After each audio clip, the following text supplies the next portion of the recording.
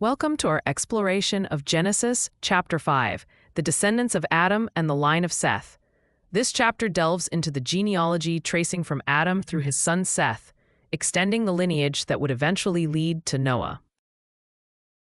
Beginning with Adam, created in the image of God, we follow his family line after the birth of Seth, who was given to Adam and Eve after the loss of Abel.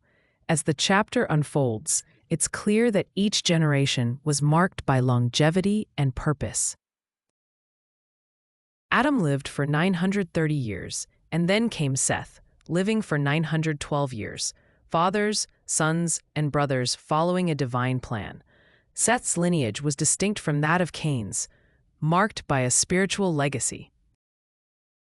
Next came Enosh, the son of Seth, whose birth triggers a turning point where humanity began to worship the Lord by name.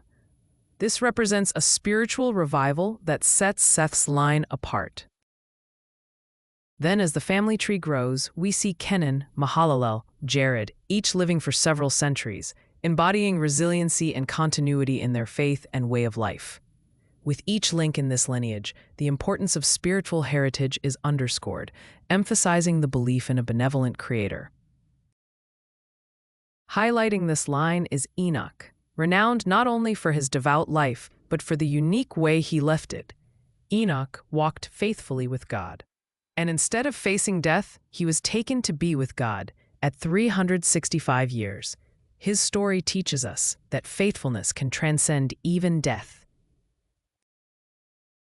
Continuing down the lineage, we arrive at Methuselah, known as the longest living person in the Bible at the age of 969. His life overlaps with that of his grandson, Noah, whose story begins to unfold here as the next chapter begins. This genealogy in Genesis 5 isn't merely a list of names and ages. It's a testament to the fulfillment of God's promise, preserving a faithful remnant that leads to eventual redemption.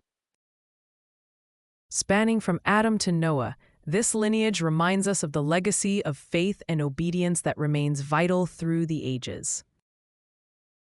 Thus, chapter 5 of Genesis is not just a passage of time, but an assurance marked by hope and divine purpose, a preamble to the flood that calls us to consider our place and legacy within this enduring story.